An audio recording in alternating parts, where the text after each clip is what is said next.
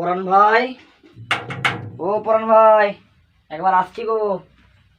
আগো ও পরাণ ভাই, উঠো না।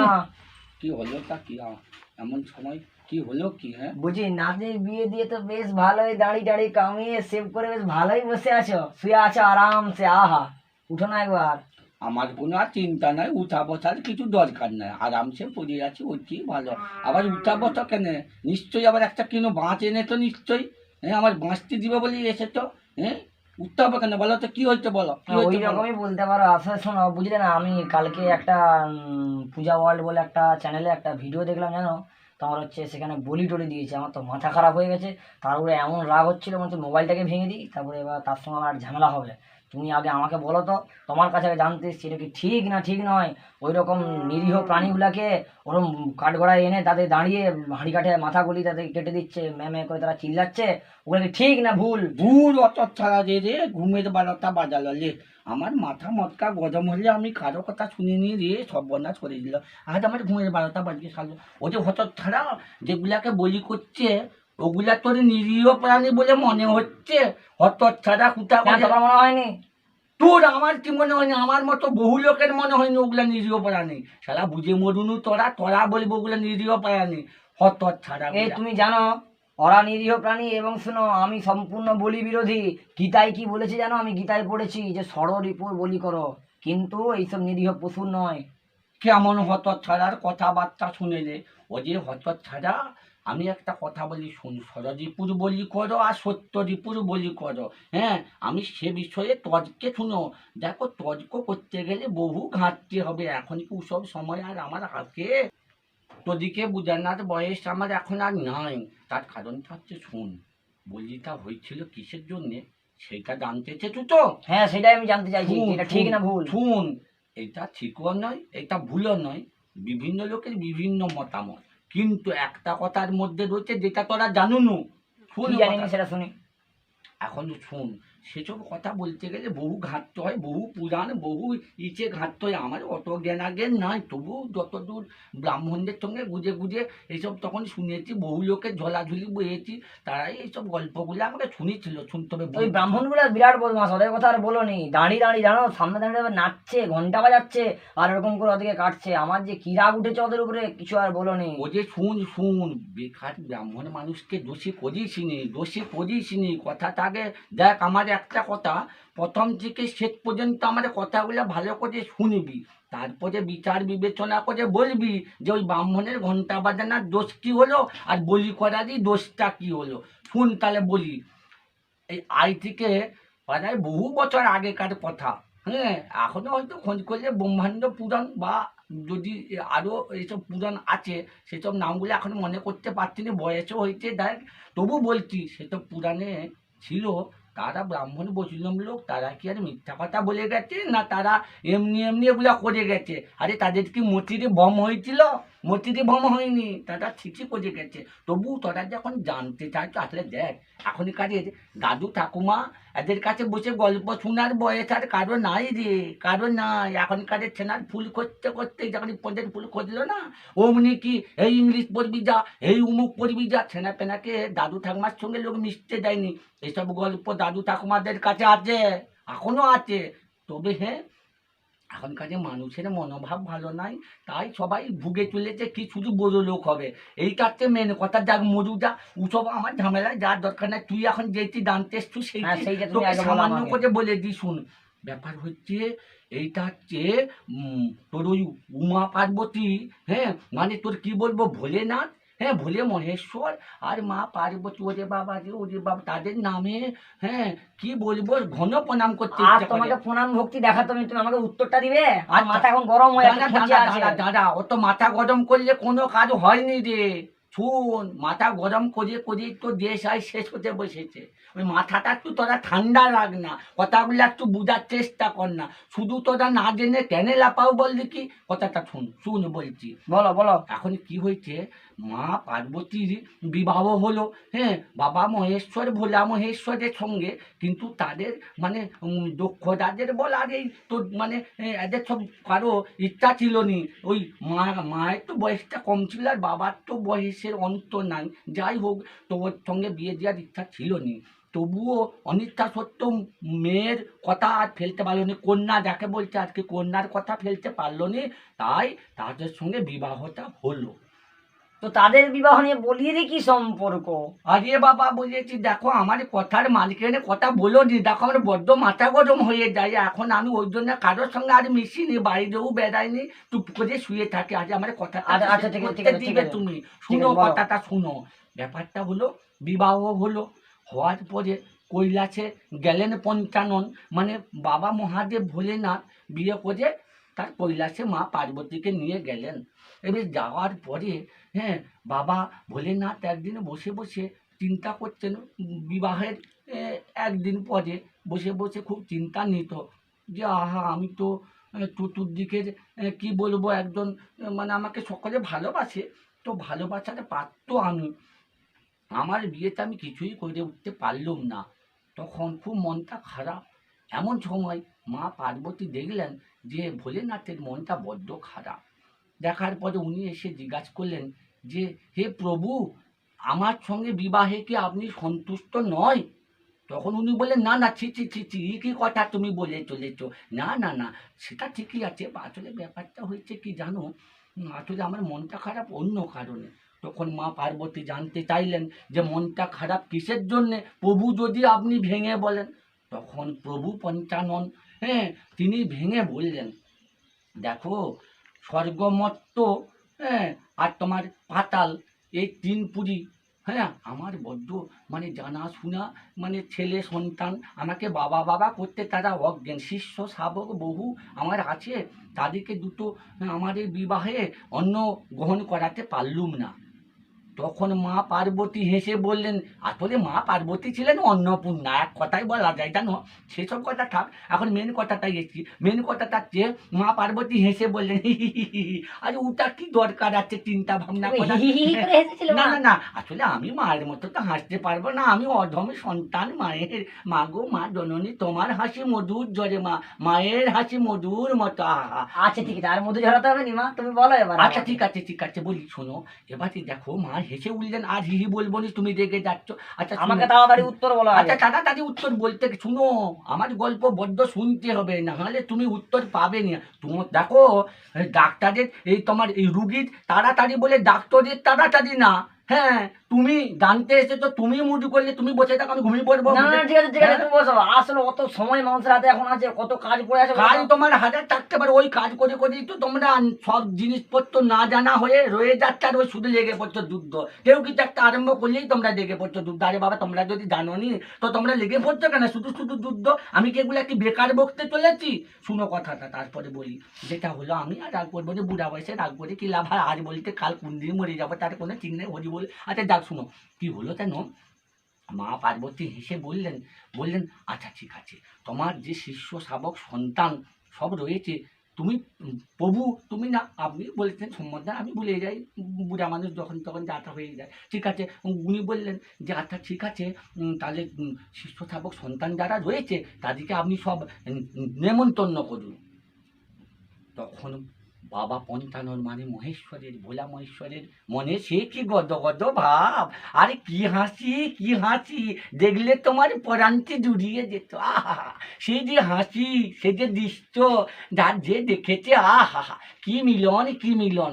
তখন বললেন, তুমি সত্যি বলছো, তুমি আর তখন মা এতটুকুন এতটুকুন, বেশি তো বয়স না, বাবার সঙ্গে মায়ের যখন বিয়ে হয়েছিল মায়ের বয়স খুব একটা বেশি ছিল না, যাক সে কথা। এবারে দেখো, বলছে তুমি হচ্ছে ব্যবস্থা করতে পারবে তাদের খাওয়ার? তখন মা আবার মনে মনে অট্ট হাসির মতো একটু হেসে আর বললেন, হাসতে হবে হ্যাঁ, না আমি আমাকে। এখন আর হাসবো না। মা হেসে বললেন মনে মনে, বলছে তুমি চিনতে ভুল করেছো আমাকে, আমি মা মহামায়া, আমি মা লক্ষ্মী এক রূপে, আর আমি মা অন্নপূর্ণা। মা মনে মনে হাসলেন, বললেন, প্রভু, আপনি শুধু বলুন না, তারপরে দেখুন না আমার উপর ভরসা রেখে। তখন মহাদেবের কি বলবো, সব মনে আনন্দ এসে গেল। এসে যাওয়ার পরে, হ্যাঁ, দেবশ্রী নারদকে দেখে পাঠালেন। মহাদেব নিজে স্মরণ করতেই হুচ করে অমনি কি বলে তোমার ওই ঢেকির উপর একটা, হ্যাঁ, হুচ করে উড়ে এসে নারায়ণ নারায়ণ ঘটাং ঘটাং করে দুটা বাজিয়ে, ব্যাস ফটাং করে নেমে পড়লো, বুঝেছো? নামার সঙ্গে সঙ্গেই হ্যাঁ এবার কি হলো, ওই তোমার মহাদেবকে প্রভু প্রভু প্রণাম হই।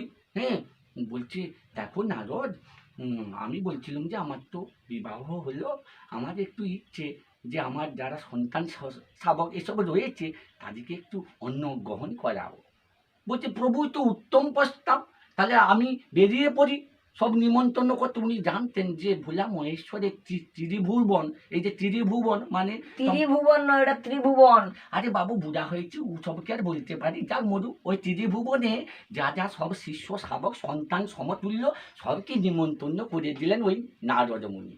করে দেওয়ার পরে কাতারে কাতারে লোক আছে, আরে মাও হ্যাঁ কি করেছেন, এখানে মা অন্নপূর্ণা মানে একটা ওই কি বলবো গুহার মধ্যে মা হচ্ছে নিজে অন্নপূর্ণা সেজে রান্না বান্না পঞ্চ ব্যঞ্জন উনি করেছিলেন, পরমান্ন করেছিলেন, পরমান্ন। আহা সে যে পরমান্ন এখনো তোমার জানো হ্যাঁ হাতে গন্ধ পাবে, যদি সে যারা খেয়েছিল তারা আহা মায়ের সেই পরমান্ন। বলো, আমি বলছি এমন ভাবে করছো যেন তুমিই খেয়ে না না না না, সেও সৌভাগ্য আমার হয়ে উঠেনি, আমি প্রধানমণ্ডল সামান্য কায়স্থ মানুষ, আমার কি আর মায়ের পরমান্ন খাওয়ার মতো মুখ আছে না হাত, যাক মরুক ওসব কথা থাক, মেন কথা এসি, কারণ তোমাদের আবার ধৈর্য নাই, তোমরা হ্যাঁ, বড় আমাদের chat করতে হবে ধৈর্য গিয়ে। হারা। শুনো এবার কি হলো দেখো, মা পঞ্চ ব্যঞ্জন রান্না করলেন নিজে, আর পরমান্ন আহা পরমান্ন মা করলেন, তারপরে বিভিন্ন রকমের সুস্বাদু মিষ্টি কিংবা এইসব ইত্যাদি করেছিলেন, দই করেছেন ব্যবস্থা, মা করেছেন ওগুলো। হ্যাঁ আমরা কিছু না, মায়ের অন্নপূর্ণার দৃষ্টিতে গোটা ঘরে সব জিনিসপত্র ভর্ত ছিল না, মানে ওই গুহা, ওই গুহার সমস্ত কুটির ভরে গেল কিসে, দইয়ের হাঁড়িতে ধারে ধারে দই, তারপরে তোমার সন্দেশের জায়গাতে ধারে ধারে সন্দেশ, তারপরে তোমার আর কি বলবো পরমান্নর হাঁড়ি, আহা সব ভর্তি। আচ্ছা, তুমি আমাকে নিমন্ত্রণ বাড়ির জিনিসপত্র শেখাচ্ছ না আমি তোমাকে উত্তর প্রশ্ন করেছি তার উত্তর দিচ্ছ আমাকে? আমি তোমাকে খাবার দাবারের আয়োজন বলতে বলেছি? বলি কেন হয় সেটা বলো আমাকে ও আগে। আচ্ছা, দেখেছো দেখো, শুনো, একটা কানের সঙ্গে যে মাথার সংযোগ আছে সেটা তোমাদের জানা নয়, এই বড় তোমরা অধৈর্য গো, কান টানলে দেখো মাথাও টানা হয়ে যাবে। তাহলে ওই যে আমি ওই যে সব বলছি না, ওর মধ্যে কিন্তু বলিও আছে, তোমরা থামো না, বড্ড অধৈর্য গো তোমরা, একটু দাঁড়াও, শুনো কথাটা, শুনো কথাটা শুনো। এবার দেখো কাতারে কাতারে লোকজন এসছে, এবার মা পার্বতী করলেন কি, বললেন আচ্ছা, উনি বলেছেন ওনার নাকি স্বর্গমত্ত পাতাল ত্রিভুবন নাকি ওনার সন্তান সম, তা যদি সন্তান সম হয় তা আমার সন্তানরা কেমন আমি একটু বাজিয়ে দেখবো না। বলে উনি করেছেন কি মা মহামায়া নিজে, নিজে মা পার্বতী, আহা সে দেখো সে মায়ের ভুবন, আহা আলো করা রূপ, সেই রূপ মায়ের, মা সেজেছেন বড়দের লাল পেরা শাড়ি, পায়ে আলতা, বড় বড় টিপ, সিঁদুরের বড় টিপ মা পরিয়েছেন, আহা কি মহিমা কি মহিমা, মাকে দেখলে যে কোনো মানুষ পাগলের মতো হয়ে যাবে। মা সেজেছেন, সেজে এবার জানো কি হয়েছে ব্যাপারটা সেটা একটু বুঝো। মা নিজে সেজে, মা নিজে আগলা অন্নপূর্ণা পরিবেশন করে চলেছেন সবাইকে, একটু করে প্রসাদ দিয়ে যায়, মানুষ এউ ঢেউ খেয়ে খেয়ে লোক আলা হয়ে যায়, বিভিন্ন রকম হয়ে যায় জানো, তারা সমস্ত লোকজন সব বেরিয়ে পড়লো, তারা খাওয়া দাওয়া করতে চলে যাচ্ছে, হইচই করছে, প্রণাম করতে চলে যাচ্ছে। তারপরে জানো এইসব দৃশ্য মানুষ কাতারে কাতারে লোকজন এসেছে ওইখানে পর্বতের কাছে, বুঝেছো, যে খেয়ে দিয়ে চলে যাচ্ছে, কি খেলাম কি খেলুম কি করলাম এরকম সব বলে যাচ্ছে, কত সুখ, মায়ের কত সুখ্যাতি, পরমান্ন সুখ্যাতি তো আর বলে কাজে নেই, তারপরে পঞ্চম ব্যঞ্জনের খেয়ে কি সুখ্যাতি, সব মানুষের মুখে রচে যাচ্ছে, বহু লোক কাতারে কাতারে এসে চলেছে, খাচ্ছে চলে যাচ্ছে। এইবার হয়েছে কি দেখো, ওর মধ্যে 2-4টা অসুর বলি, উরি বাবারি এত সুন্দর পরমান্ন খাওয়া দাওয়া এসব হচ্ছে, বলছে চলো তো দেখি ওই ঠাকুরের বিবাহে, মানে ওই খাওয়া দাওয়ায় আমরাও যোগ দিয়ে দিই। বলে করেছে কি জানো, তারা তো অসুর, তাদের কি শক্তি জানো, বিশাল লম্বা চৌড়া তারা দেখতে, তাদের চোখগুলা এরকম বড় বড় চোখ, পাগুলা এত বড় বড়, হাতগুলা এত বড় বড়, দীর্ঘাকার লম্বা, বুঝি বাবা যে তুমি না দেখলে বিশাল, তাদের হাসি কেমন জানো, হা হা হা হা হা হু হা হা উড়ি বাবারি ওটা চারদিক কম্পন হয়ে যাচ্ছে, বুঝেছো? তবে আমি ঠিকমতো করে বুঝাতে পারলুম না, কারণ আমি তো আর সে বয়সে নেই যে ওরকম হাসি বা ইত্যাদি আমি করে দেখাতে পারবো। যাক মরুক, তোমার মনে মনে হাসি হচ্ছে আমার এই অসুরের এইটা কীর্তিটা শুনে। সেটা অবশ্যই আমি মনে মনে ভাবছি যে অসুরের হাসি শুনলে লোক ভয় পেয়ে যায়, তোমার হাসি শুনে আমাকে খুব হাসি পায়। সেটা পাবে, আসলে আমার বয়স হয়ে গেছে, আমি তার ওই ওষুধের হাসি দেখাতে পারবো না। যাক তোমাকে বোঝাতে পেরেছি যে ওই রকম দৈত্য আকারের ওষুধ তারা করেছে কি জানো, তারা বলছে চল দেখি দেখি কত পরমানন্দম বলছে খাচ্ছে, এসব খাচ্ছে, চ দেখি বসে বসবো ওদের সঙ্গে যে খেয়ে নেবো আর কি আছে, কত ভালো মন্দ খাওয়া দাওয়া হচ্ছে, বল দেখে এসি চল। এই বলে জানো ওষুধ আসছে, তখন আরেকটা ওষুধকে বলছে এই এমনভাবে যদি যাই তাহলে কিন্তু ধরে ফেলবে, আর দেবতারা যদি একবার ধরতে পারে না অমনি তোমাকে একবারে কেটে একবারে একাকার করে ছাড়বে। তখন দৈত্য বললো আবাসি হাসি হা হা হা হু ঠিক আছে ঠিক আছে ঠিক আছে ঠিক আছে, ও, আর হাসতে হবে না। ঠিক আছে। তারপরে বলো। এবার যে হাসতে শুরু করলো তখন আরেকটা ওষুধ বললো ওরকম হাসির কি আছে, অট্ট হাসি করার, হ্যাঁ এখানে কম্পিত হয়ে যাচ্ছে চারদিক। বলছে না না না, কথাটা বুঝো, আমরা ওই রকমই কেন যাব, ওই লোকজন যেমন যাচ্ছে ওদের মতো আমরা দেশ করলেই পারি। অসুররা না, তারা না ক্ষণে ক্ষণে রূপ পরিবর্তন করতে পারতো, জানো ক্ষণে ক্ষণে রূপ পরিবর্তন তারা করে ফেললো, ক্ষণে ক্ষণে রূপ পরিবর্তন তারা ক্ষণে ক্ষণে রূপ পরিবর্তন করে কি করলো জানো, তারা সেজে ফেললো মানবের মতো, বুঝেছো? তারা যে সেজে, হ্যাঁ তাদের সঙ্গে চলে যাচ্ছে, আর যে পরিবিপর কাজ সঙ্গে জানো লাস্টে তারা মানে কিছুটা অনেক অনেক তো খাওয়া দাওয়া হয়ে গেছে, তাদের সঙ্গে এসে যে বৈষ্ণব দলের সঙ্গে তারা করিয়েছে জানো ঢুকে পড়িয়েছে। এবার যে বৈষ্ণবদের মতো তারাও দেখে তিলক মিলক কেটেলে, তাদের তো ক্ষণে ক্ষণে রূপ পরিবর্তন করার ক্ষমতা আছে, বুঝেছো? দিয়ে সেটা তো বলছি। তারা বৈষ্ণবের মতো করে ঢুকে পড়েছে জানো, যে এবারে তারা বসে পড়েছে, এবারে বসে খাবার যেখানে হচ্ছে সেখানে সব বসে পড়েছে, আর মা নিজে পরিবেশনও করছেন নিজে, মা অন্নপূর্ণা, সে কি কারো হাতে খাবার দায়িত্ব দিতে পারে না, পারেনি। এবারে শুনো খাবার দাবার সব দিয়ে এবারে কি হয়েছে দেখো, লক্ষ্যটা করো কি হলো। সমস্যাটা হয়েছে একটাই, সেটা হচ্ছে মা তার সন্তানদেরকে পরখ করার জন্য জানো, মানে তাদেরকে পরীক্ষা করছে মা, বলছে আচ্ছা সত্যি এরা সবাই আমার সন্তান তো না এরা কি।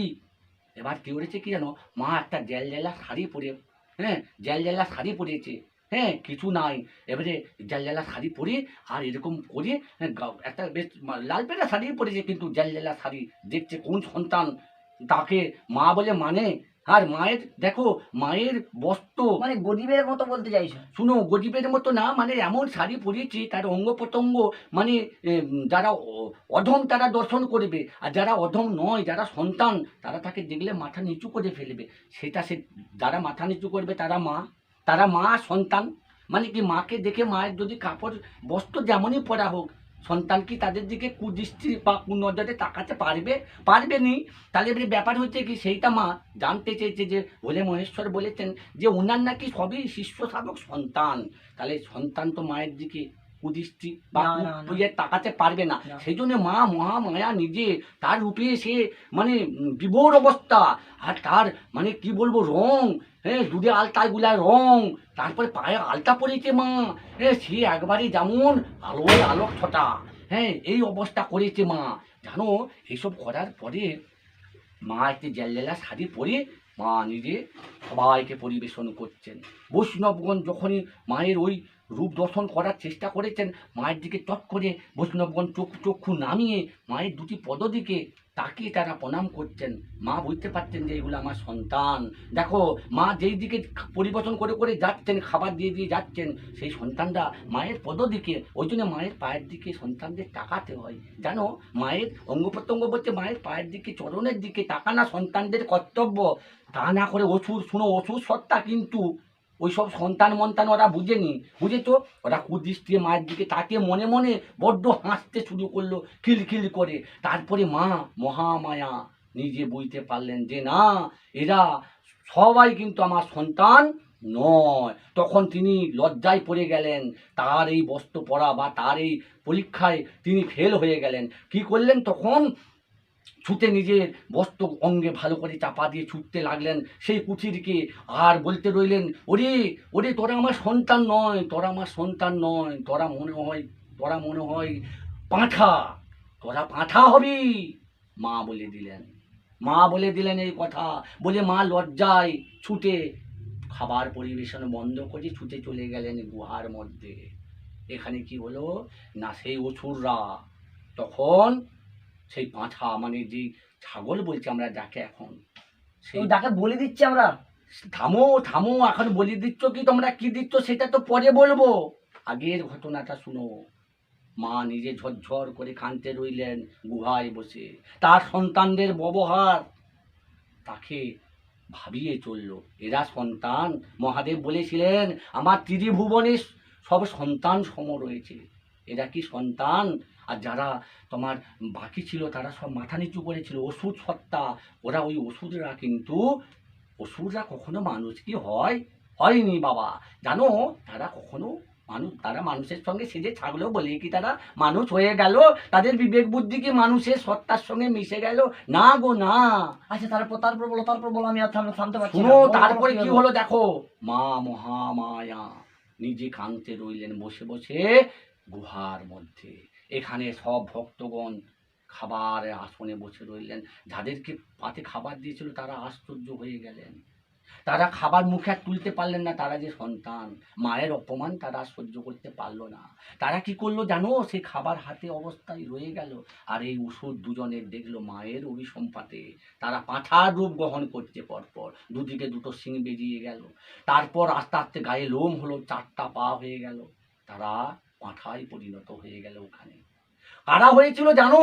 ওই বৈষ্ণব দলের, তারা ওখানে বসেছিল। তখন বৈষ্ণবগণ হাই ঠাকুর, হাই ঠাকুর, কি হবে হে পঞ্চানন, আমরা যে বড় নিকৃষ্ট হয়ে গেলাম, প্রভু দয়া করুন হে পঞ্চানন, হে আশুতোষ, হে মহাদেব, হে ভোলেনাথ।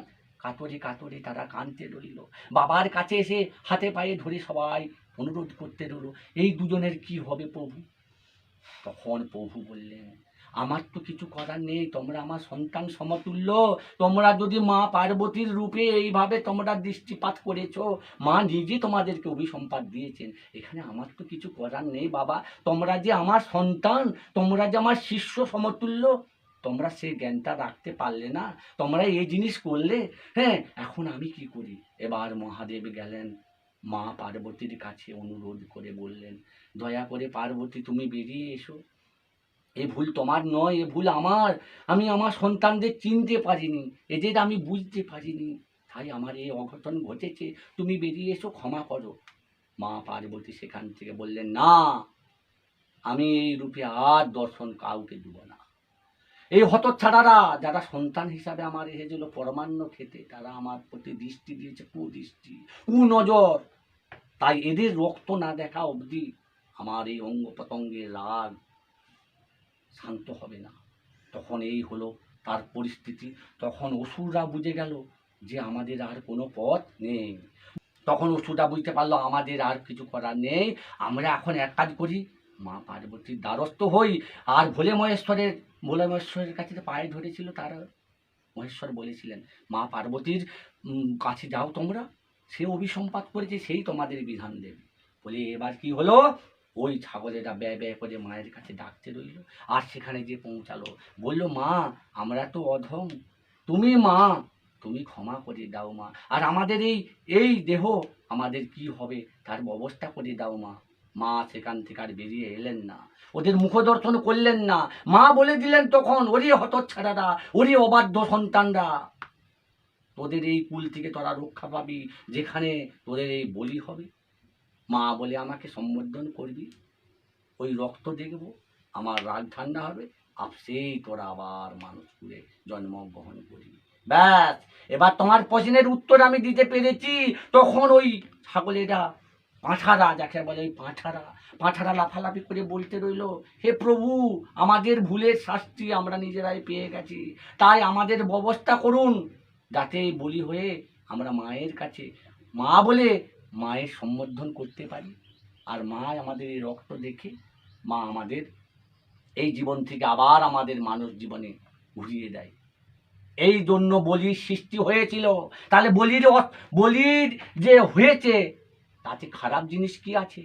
ওরা যদি বলি না হয়, ওরা যদি মা বলে সম্বোধন না করে ওই হাঁড়ি কাঠের গড়ায়, ওরা ওদের ওই জীবনটা কি করে আবার মানুষ জীবনে ফিরে পাবে বলতো বাপু? তোরা হচ্ছে লোকের কথাই শুনে ফেললি, আর ওদের কোঁক করে কিলি দিলি, আর ফুট করে মরে গেল, ওগুলা তোদের কি সে আবার কি? হ্যাঁ, ওই যে মুরগ গুলাকে মেরে মেরে খাচ্ছু, ওগুলা তোদের মুরগি, তোদের মুরগি, ওগুলা তোদের chicken, নিরীহ আচ্ছা। প্রাণী হত্যা হচ্ছে নি, এই বলি হলেই তোদের নিরীহ প্রাণী হত্যা হচ্ছে। হত ছাড়া দূরও আমার কাছ থেকে, না দূরও সে তো দূরও। সে মন্দিরে বলে তাই বলছি যে আমি মন্দিরে মন্দিরে- মন্দিরে বল, মাতৃজ্ঞান যাদের নাই তারা তাদের ওইভাবে বলি হয়ে তাদের রক্ত দর্শন না করা পর্যন্ত তাদের ওই দেহ উদ্ধার তাহলে হবে ওই না। যে মাংস তোমার মাংস থালি খাওয়া দিয়ে দেওয়া শুন, হয়, মাংস ওগুলো ঠাকুর কি করে খাবে? মাংস খাওয়া তখন ছিল না, মাংস খাওয়া তখন ছিল না, শুন সেই ওই এই না, জন্য- মানুষের কথা বাদ দাও, আমি ঠাকুরের কথা বলছি। ঠাকুরকেও তো তোমরা মাংস নিবেদন করো, কি- সেই এই ভাঁড়ে করে করে দিয়ে এই ওরে হত মাটির চারেরা উপরে। শুন, কাকে নিবেদন করেছিল, কাকে নিবেদন করেছিল? চণ্ডীকে, রণচণ্ডী। ওই ওষুধ যখন কাটতে কাটতে তার যখন মূর্ছা অবস্থা এসেছিল, তখন সে কি খাচ্ছে সে নিজে জানতো না, তাই চণ্ডীর কাছে এগুলো নিবেদন করা হয়। কি জানিস, সুরা পান করেছে, আর মাংস খাচ্ছে কি, মদ খাচ্ছে কি, ওষুধ খাচ্ছে, তার আর তখন খেয়াল ছিল না, তাই চণ্ডীর কাছে এগুলো নিবেদন করায়। তাও চণ্ডী মা কি খান না, ওগুলো দর্শন করেন শুধু। মানে কি ওই যে বলেছিল, মা বলে যখনই দেখবি বলি করার সময় না, পাঁঠাগুলো ওই মায়ের দিকে মুখ থাকে, আর মা বলে চেঁচে উঠে, আর বলি হয়, বলির পরে সেই যে জল দিয়ে দেয় মুখে, তাদের পুনর্জন্ম সৃষ্টি হয়। তাই বলি হয়েছিল, তোরা জানবি নি শুনবি নি, বয়স তোদের কম, রক্ত গরম, তোরা লাফিয়ে উঠে বলি বলির বিরুদ্ধ, বলির বিরুদ্ধ। না জানলে বলির বিরুদ্ধ হবে না, কি হবি তোরা বলতো? তোরা এইটা বল, মাতৃজ্ঞান রাখতে হবে না, ও, মাতৃজ্ঞান রাখতে হবে না। আচ্ছা আচ্ছা আচ্ছা, বুঝেছি বুঝেছি, ঠিক ঠিক। যা হতো তারা দূর আমার কাছ থেকে, আমি বিশ্রাম করি, আমাকে ঘাঁটিয়ে তো না সব না, তাহলে শুনলি। তুমি এই কথাটা বললে নি তো, তাহলে তাহলে তো বৈষ্ণবরাও খাই তাহলে ওইসবগুলো। ওরে না না না, শুন, যেমন বুয়াল মাছ ব্রাহ্মণকে খেতে নাই, কেন নাই? লোকে বলবে ভণ্ডামি করছে ব্রাহ্মণে, শালা বুয়াল মাছ কেন খেতে নাই? এক ব্রাহ্মণ পায়খানা বসতে গেল, বুঝেছু, কাজ করাতে যাচ্ছিল, ওই বাদ্য বসে আমরা বলি, তোরা পায়খানা, এখন আমাকে অনেক করে তারা বকু বলে জেনে পায়খানা বলি, দেখ বাদ্য বসতে গেল, বাদ্য বসে জল ছট করতে গেলো ওই নদীয়ে, আর বুয়াল মাছে তাকে গিলে নিয়েছিল, তারপর তার দাগ আছে এখনো বুয়াল মাছে। ওই জন্যে না, নিজের জাতকে কি নিজেকেও খায়, মানুষকে কি মানুষ কেটে খায় রে হঠাৎ ছাড়া। তাই বৈষ্ণবরা তখন কি করেছিল, পাঁঠা তারা খাওয়া বন্ধ করে দিয়েছিল। কেন খাওয়া বন্ধ করেছিল? বলছে ওটা তো আমাদের জাতের মধ্যে পড়েছিল, বসেছিল তো আমাদের জাতে, ওরা ভেবেছিল বৈষ্ণবরা, কিন্তু সেটা তো তারা আর বুঝতে পারেনি, ওষুধগুলা যে সেরেছিল বৈষ্ণব, ওই জন্য বৈষ্ণবদের পাঁঠা খাওয়া নিষেধ। দেখবি বৈষ্ণবরা পাঁঠা খেতে চায়নি, অন্য জিনিস খায়, তারা কিন্তু পাঁঠা খায়নি।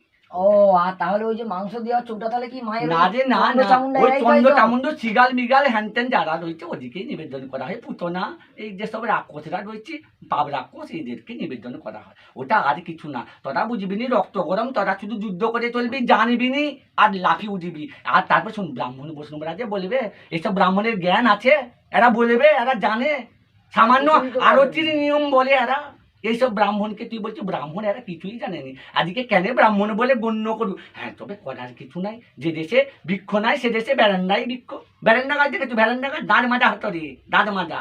যে দেশে মানে বৃক্ষ নাই সে দেশে ওই বেরান্ডা গাছ লাগানো আছে লম্বা লম্বা, তারা বলছে আমরা এখন বৃক্ষ।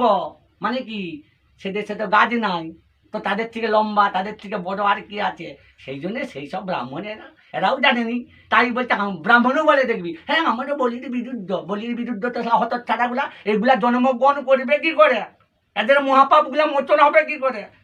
তোরা নিজেরাই জানো, লোককে কি বুঝাবি? দূর কর, দূর হ আমার কাছ থেকে, আমি ঘুমাই। পরাণীকে উপদেশ দিতে এসিস নি, পরাণীর উপদেশে না লোকের কাজ হয়। যা দূর হ, দূর হত ছাড়া, দূর হ, যাক দূর হ। যাক, অনেক চিন্তা দূর হ। আমার মুক্ত হলো। ঠিক আছে ভাইয়া, আসছি। এসো এসো এসো, আমার বাঁশ দিয়ে তারপরে এসছো বলে দূর হত ছাড়া।